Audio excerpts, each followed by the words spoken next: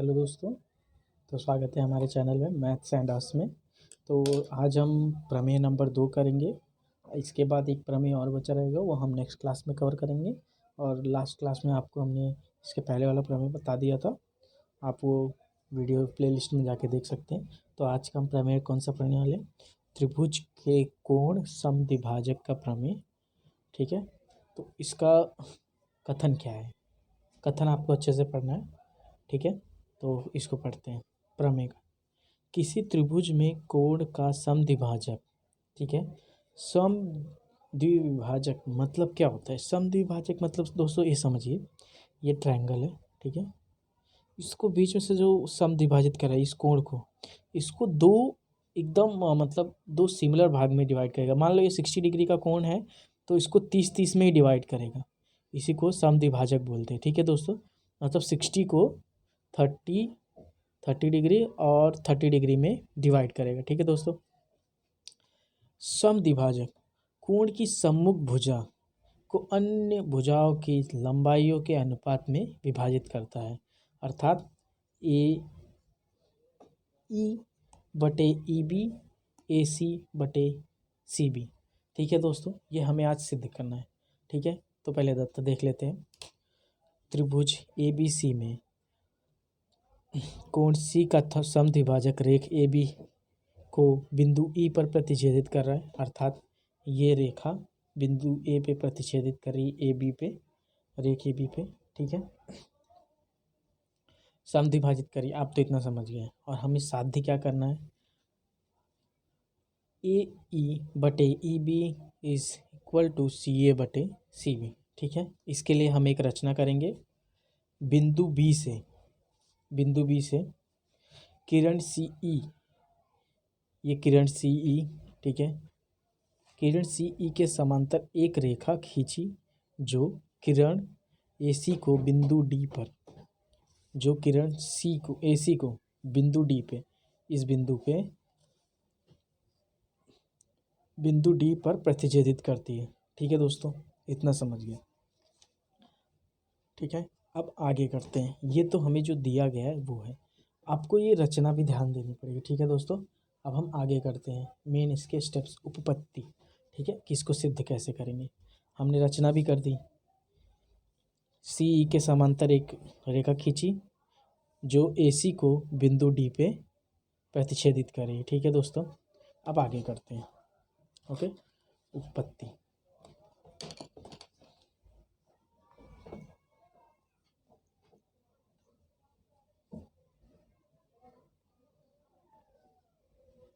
तो first step अपना क्या होगा, ठीक है।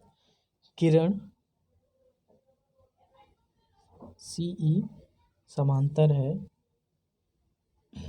किरण बी डी के। ये देखिए दोस्तों, जो किरण सी ई है ये बिंदु सी डी के समांतर, समांतर मतलब एक लाइन में, ठीक है।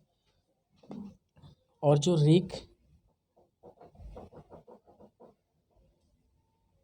ए डी तिर्यक रेखा है,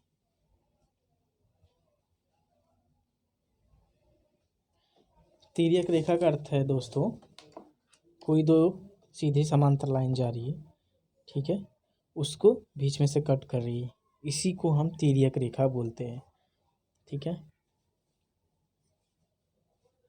तिर्यक रेखा मतलब दो समांतर जाने वाली लाइनों को बीच से कट करना। देखिए दोस्तों, ये इसके लिए एक तिर्यक रेखा हो गई, ठीक है दोस्तों। अब इसके आधार पे हम क्या कह सकते हैं? कोण ए सी ई बराबर है कोण सी डी बी, अर्थात ये कोण ए सी ई जो है, मतलब ए इसके बराबर है, सी डी बी इसके बराबर है, ठीक है।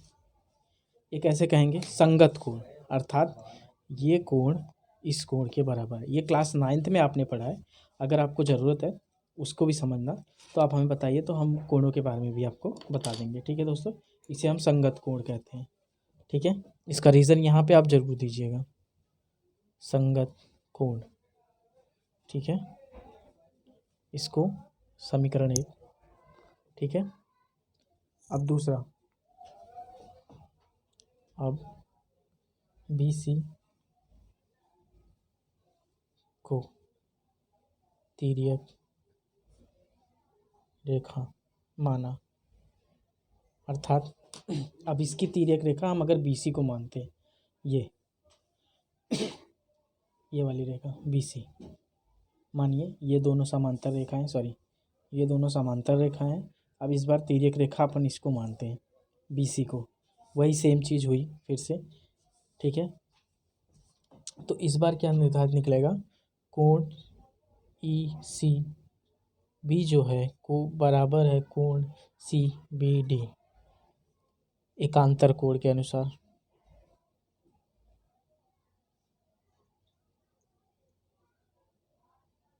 ये दोनों एकांतर कोण हैं दोस्तों। एकांतर कोण क्या होते हैं, ये एकांतर कोण होते हैं। जब भी Z बनाते हैं तो इसका ये इसके बराबर होता है, ये वाला पॉइंट इस कोण से बराबर होता है, यह एकांतर कोण होता है। लेकिन परंतु जो कोण ACE है वो इसके बराबर है, परंतु ACE सर्वांशम है, ये सर्वांशम है ECB के।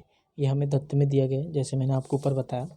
अगर इसी एक ई कोण को समद्विभाजित कर रही कोई रेखा तो उसको दो अलग अलग भाग में समान वैल्यू में डिवाइड करती है, ठीक है दोस्तों। तो इसीलिए कोण CBD जो है सर्वांशम है कोण CDB के, ठीक है। ये कथन समीकरण 1, 2, 3 से, कथन 1, 2 तथा 3 से, ठीक है।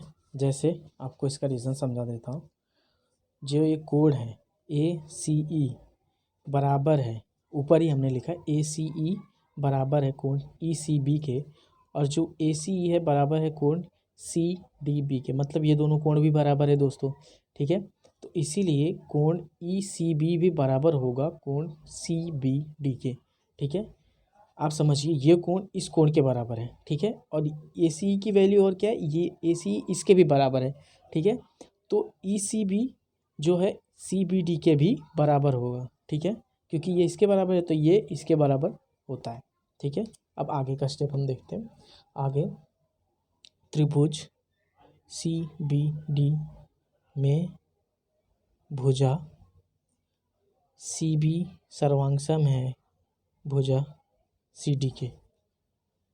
इसका रीज़न क्या है दोस्तों, सर्वांशम कोणों की सम्मुख भुजाएं,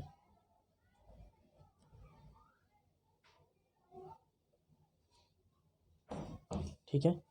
जैसे ये आपको मैं समझाता हूँ।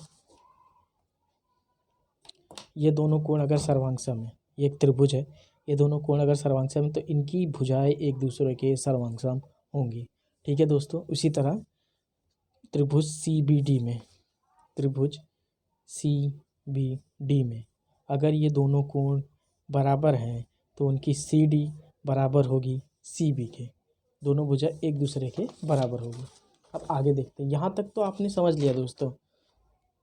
अब आगे हमें देखना है, इसको हम लिख लेते हैं। इसीलिए CB बराबर है CD के, ये पॉइंट नंबर 4, ठीक है।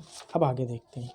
अभी तक आपने सिर्फ 9th के बेसिक्स पे लिखा है, मतलब जो भी था जैसा भी था 9th पे बेसिक्स पे था, ये सब नॉर्मल है। ये आगे का ये मोस्ट इम्पॉर्टेंट स्टेप है, आपको यहाँ पे सीखना पड़ेगा, ठीक है। अब जो त्रिभुज ABD में रेख EC समांतर है भुजा BD के, ये रचना के साथ जो हमने रचना की थी, ये उसका पॉइंट है, ठीक है दोस्तों। इसीलिए AE अनुपात EB is equal to AC अनुपात CD। ये किस कहने पे हम कर रहे हैं दोस्तों, इसका रीज़न होगा जो इसके पहले हमने एक ये प्रमेय किया, समानुपात का मूलभूत प्रमेय का मूलभूत प्रमेय, जो इसके पहले प्रमेय किया था, मतलब दो रेखाएं जा रही है, ठीक है, ये त्रिभुज है, ठीक है, अगर ये त्रिभुज है, ये त्रिभुज है, अगर इसको कोई रेखा इधर पे डिवाइड कर रही है, मतलब कट कर रही है, तो ये वैल्यू ये इसका आधा इसके अनुपात के, ये इसका आधा इसके अनुपात के बराबर होगा। अर्थात मैं आपको इसी में समझा देता हूँ। ये कोई त्रिभुज है, इसको अगर कोई रेखा इधर से संभाजित करिए, ए बी सी, ये हो गया पी एम, तो इसीलिए P M sorry A P B बराबर होगा ए एम सी के। यही हमारा लास्ट प्रमेय था, ये वैल्यू इसके अनुपात के बराबर होगी, ठीक है। अब आखिरी स्टेप जो अपना मेन स्टेप है, इसीलिए चूँकि ए ई बराबर है ई बी के, तो ए सी बराबर होगा ए सी, ये अगर इसके अनुपात के ए ई अनुपात ई बी बराबर होगा ए सी अनुपात सी बी, कथन नंबर 4 के अनुसार, 4 तथा 5 से, ठीक है। ये हमारा 5वां कथन होगा। 4, जैसे यहाँ पे सी डी की कमी थी, ठीक है, जैसे समानुपात के मूलभूत प्रमेय से हमें यहाँ ये वैल्यू मिली, यहाँ पे हमको सी डी की वैल्यू कम थी, जो कि हमें यहाँ से मिल गई, क्योंकि सी बी बराबर होता है सी डी के, ठीक है। ये किससे हमने डिसाइड किया था? सर्वांशम कोणों की सम्मुख भुजाओं के अनुसार।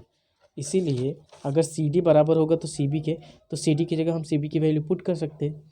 तो यही था हमारा प्रमेय आज का।